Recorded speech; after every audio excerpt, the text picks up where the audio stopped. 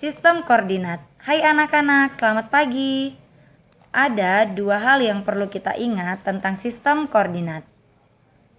Yang pertama, memahami letak benda dan bangunan.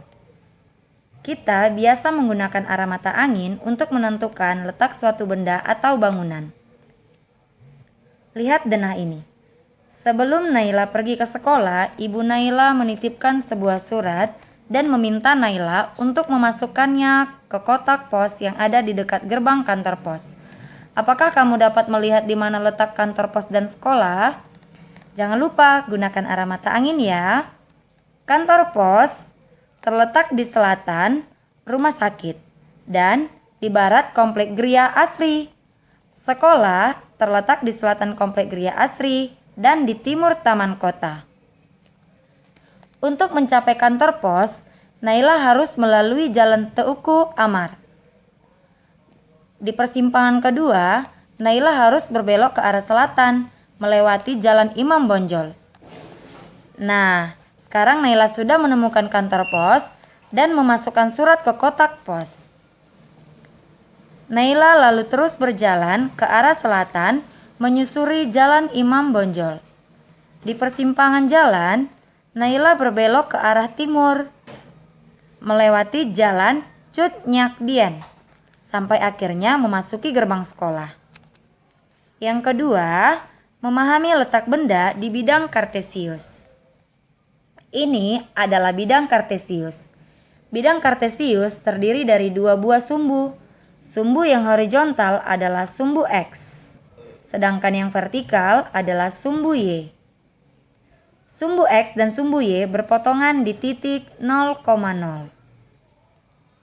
Di kedua sumbu tersebut terdapat urutan bilangan bulat. Pada sumbu X, bilangan bulat positif terletak di sebelah kanan di titik 0,0. Sedangkan bilangan bulat negatif terletak di sebelah kiri titik 0,0. Pada sumbu Y, bilangan bulat positif terletak di sebelah atas titik 0,0. Sedangkan bilangan bulat negatif terletak di sebelah bawah titik 0,0. Nah, sekarang coba kamu tentukan di mana ya titik 5,6 pada koordinat kartesius. Dalam bidang kartesius, letak titik dinyatakan dalam bentuk koordinat yang ditulis sebagai bilangan bulat, bilangan bulat. Bilangan bulat pertama menyatakan letaknya pada sumbu X. Sedangkan bilangan bulat kedua menyatakan letaknya pada sumbu Y.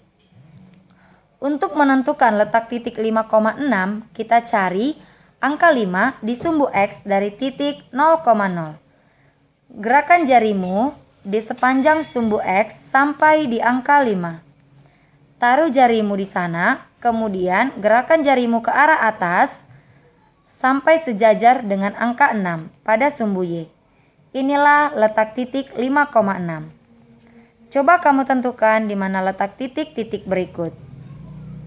Titik A, negatif 4, negatif 2. Titik B, negatif 2,3. Dan titik C, 7,3. Seperti yang tadi dicontohkan, kita cari letak titik di sumbu X dulu, lalu di sumbu Y. Titik A negatif 4. Di sini turun ke negatif 2. Titik B negatif 2. Di sini naik ke 3. Titik C di 7 di sini lalu naik ke 3. Kita sudah menemukan letak ketiga titik tersebut. Sekarang coba kamu hubungkan ketiga titik tersebut dengan menambahkan titik D. Kita bisa membuat jajar genjang. Dapatkah kamu menentukan koordinat titik tersebut? Untuk mengetahui koordinat titik D, letakkan jarimu di titik tersebut. Geser jarimu ke atas sampai menyentuh sumbu X. Kamu akan menemukan angka 5. Sedangkan letakkan kembali jarimu di titik D, lalu geser ke kiri sampai menyentuh sumbu Y.